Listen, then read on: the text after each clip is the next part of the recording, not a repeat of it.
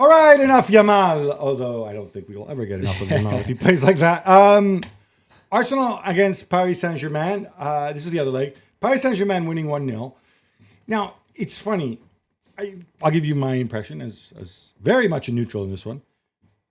I thought to myself, if you rewatch the highlights, if I'm Lucho, I'm really, really angry that I didn't win.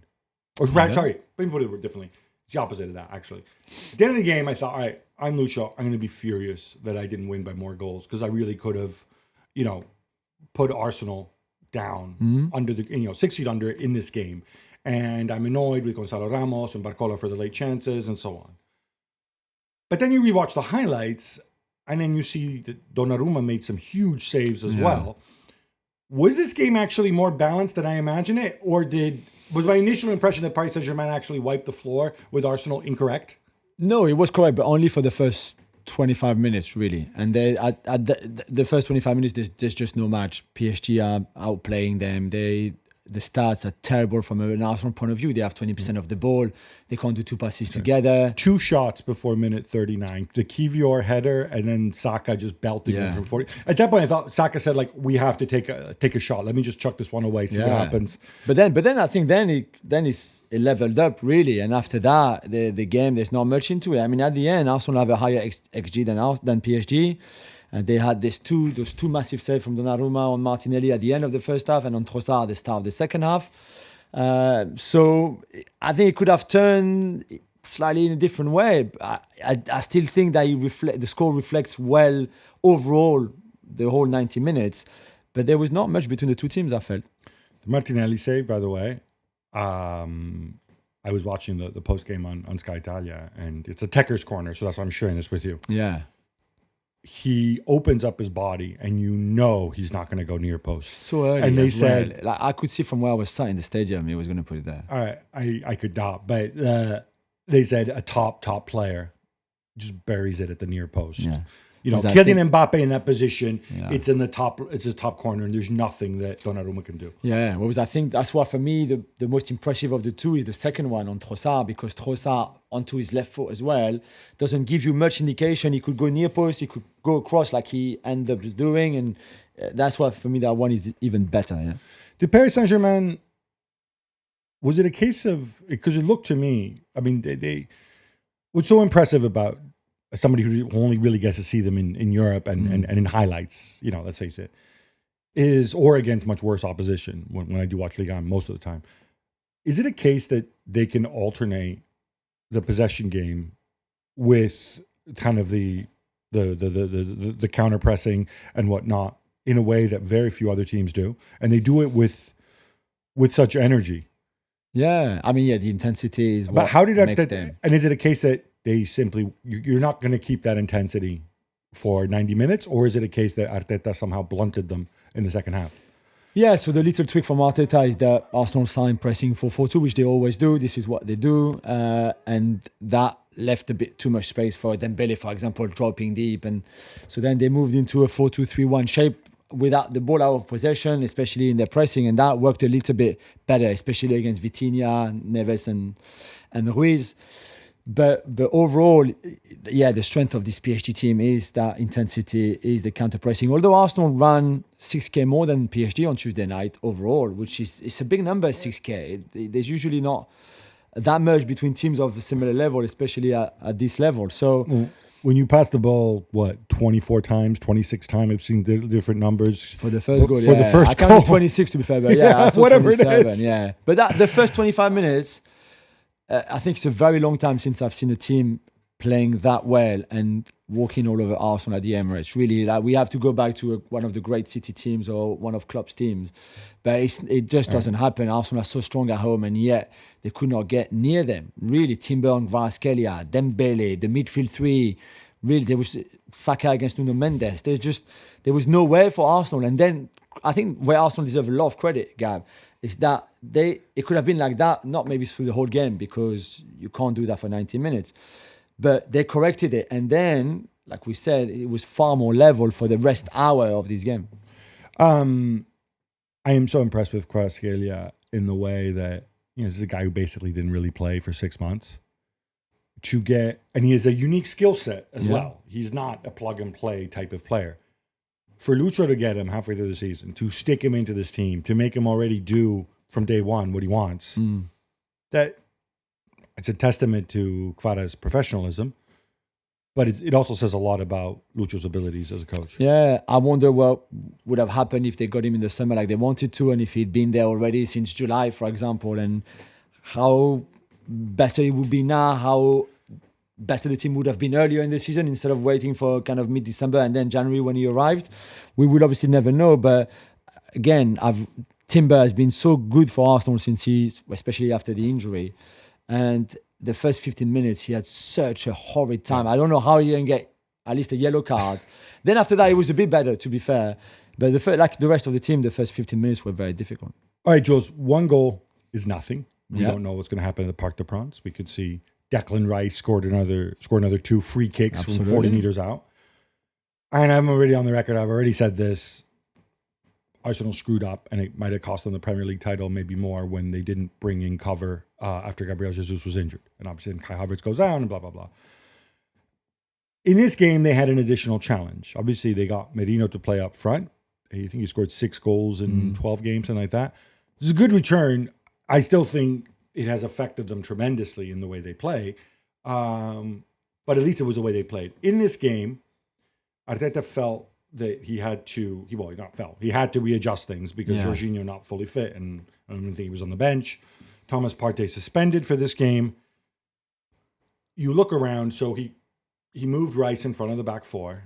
He moved Merino back into that kind of inside left position, and he put Trossard up front, which again changes from the Merino setup, because obviously Trossard, very different type of player, different physically, different movement. And it means Rice in front of the back four. And I think we're in agreement with this. That's not Rice's best position. No, if you're in a team where you got a creative 10, and you might argue that Odegaard should be that, maybe you get away with Rice kind of defending and making runs forward.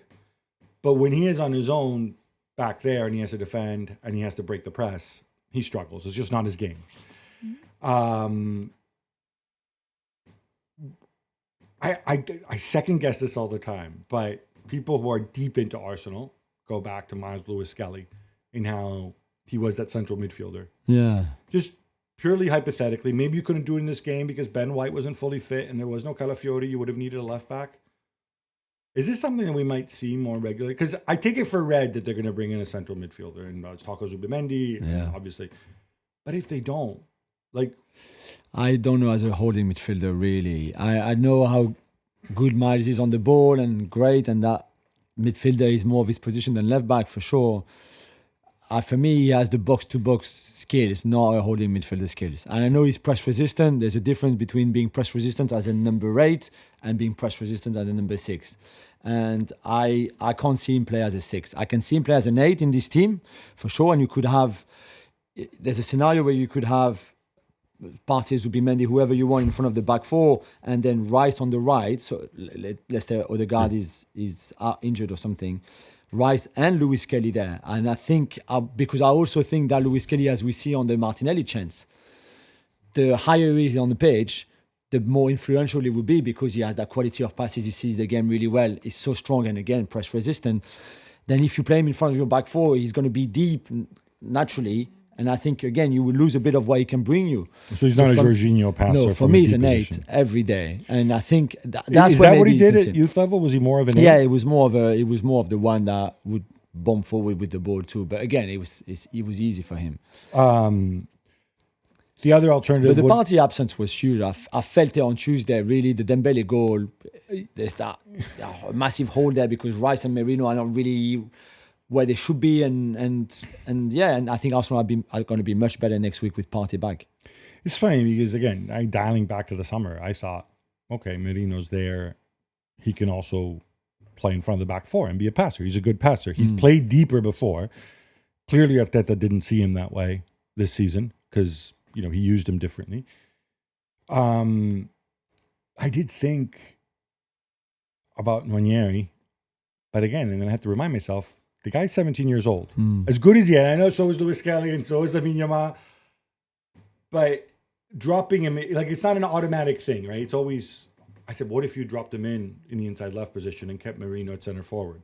And maybe you've Trossard off the bench. Because there was a moment in time when you looked at the Arsenal bench and you saw kind of Ben White, because he's tallish, and Raheem Sterling, who you know is not going to come on. Yeah. I mean, would that have been an alternative? I don't know. I think you need a bit of a defensive side of you to play as an 8 in a game like this against the PSG midfield 3. That where I thought I was telling. I mean, Vitinha has 100% pass accuracy in a Champions League semi-final away from home. You don't miss pass a single ball. He lost 6 balls, and one of them at the end that Rice just took in front of him, and Martinelli ended up shotting over the bar. But 100% successful passes, I just think. And Neves was outstanding. Ruiz was great. And I think for that, Nwaneri maybe is just not ready to have the defensive side that goes with being a number 8 too. And even if he's more attacking, even Odegaard kind of has a little bit of that now. So I don't know. But it's true that if you can bring on Barcola or Gonzalo Ramos, like PSG did, and then on the other side is White and Nwaneri, you also see that in terms of depth, which is also down to injuries. It's not just how you build your squad. But yeah, there was surely one bench stronger than the other. If the best on earth had been there, maybe it might have been a different story, right? Absolutely. The Donnarumma piece, he's had ups and downs. He's had that horrible Safanov with a stupid man bun, playing one game. I get the sense that there are a lot of people who still question him, whether he's right for Paris Saint-Germain. Obviously, he's not very good with his feet. Yeah. That is a part of, ideally, in a perfect world. But that said, I thought those, especially the Trossard save. Yeah, I agree. I mean, that's what put Paris Saint-Germain in the driving seat. Yeah. And is he top 5? Yeah, I think he is. He has 1 year left on his contract, and I think for a long time the club was not sure to extend him or to try to replace him and sell him. And now it feels like suddenly on Tuesday what I was being told was that it looks very much like he wants to stay and they want to keep him. And the distribution is not going to improve much because it's not now 26 that he's going to become suddenly Ederson, right? It's either you have it or you don't really. You can work on it and get a bit better, and I think he is a bit better. And on crosses, I think it's a little bit the same. It's either you're very good at it and you read it well or you work on it and you get a bit better, but you never become the best at coming out on crosses and stuff. So you have to take that as it is, but on his line, for me, there's maybe just Courtois, just on the line in terms of reflexes for someone who's 6'5", 1m96 or 97, whatever it is. It's just ridiculous. So yeah, I think he has a future. There was one chance. What's really funny for a guy with that build is the agility, not just getting down quickly, but there was one chance where I think every goalkeeper in the world would have gone with his feet to save, when it was sort of splayed out. Instead, he goes down and collects it with his hands. There's a certain lack of orthodoxy, I think, with the way he plays goalkeeper as well. And it's crazy because he's been a starter for 10 years and he's only 26 years old. Yeah.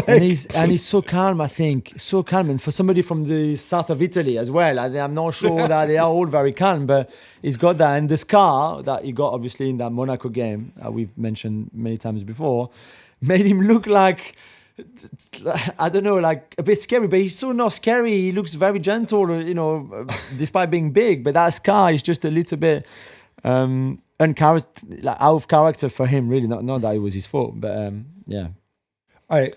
So we both agree the Barcelona-Inter game is a toss-up. Maybe I said 50.5 to Barcelona last night simply because of what happens this weekend. Yeah. With Paris Saint-Germain and Arsenal, well, are we ready to play for the percentage game? Don't know. I mean, the French are certainly getting carried away a bit, I think. On my radio show after the game, the radio show that I do, people were like, it's 80-20 for PSG. They were so good, which is true. They were very good. Le Parisien front page is like they've got a foot in the final already. L'Equipe's front page is like they're close to the stars now. I'm a bit more cautious, I think, because I really believe after the first half hour, 25 minutes that we mentioned, there's not much really. I think they find margins. But PSG have the upper hand because they have the goal right now, the advantage of that goal. But I would go, personally, I'd go 60-40. I think, 60-40 sounds about right. I might go a little bit less, but I think what they need, you talk about your big players in big games. Yeah, absolutely. And, okay, for me, Arsenal's big players who win games for you are Saliba, Odegaard, and Saka. And Saliba, I thought, was fine. It's not easy. Yeah. It's not easy. You've got Kiwior there on one side. With all due respect to Kiwior, but obviously on the ball, and he doesn't have the same chemistry with Kiwior that he has with Gabriel. You've got these guys running all over the place, pressing you. You normally look after the center forward, but it's Dembele, and he's literally all over the pitch. Yeah. It's not, and you don't have your defensive midfielder. You don't have that outlet. Yeah. You have to get stressed more. David Raya, when they were pressing against him, it felt like he touched the ball like 100 times more than he usually does. And we know he's good on the ball. Yeah. But part of that is because you don't have Partey or Jorginho there in front of the back four. So I'm giving Saliba a pass. I thought all told Saliba did well. Good. Yeah, he made that great tackle on Hakimi. Sorry. Bukayo Saka, I thought, really, really tough first half. Better in the second. I think he took the responsibility of moving around the pitch and maybe being a little less disciplined than he normally is to try to get on the ball. But I thought Paris Saint-Germain really handled him very, very well. The guy who, for me, was missing was Odegaard. Yeah. And is that because if Odegaard were here, would he say in his very phlegmatic Norwegian voice, okay, Gab, you say that I was missing, but I want to see you chase around Vitinha and John Neves. Yeah. I think he missed Partey too. I think the PSG midfield did a good job on him. Vitinha most of the time, but the other two as well. There's so much fluidity in that PSG midfield. But he hasn't been very good the whole season. It's not new. It's not like if he'd been on fire for the last 2 months and then on Tuesday he was not as good as he'd been. He hadn't really been. This is not a very good season for him, for his standards. And that has also an impact on the team. I thought the ball took too long to go to Saka, for example. When he's your best player, the ball has to go there quick. But you nailed it. Especially now, he has to be good. He has to step up because there's no Kai Havertz. And not everybody loves him as much as I do, but fundamentally, there is no center forward. Yeah. And there's no, even if it's Partey in there, you're not going to get help in that situation. Declan Rice can do a lot for you. He cannot do that. So then it comes down to Saka. Saka can't do it on his own. So you have to have that other force that he was perhaps 2 years ago. But man, I am so hyped and amped for next week.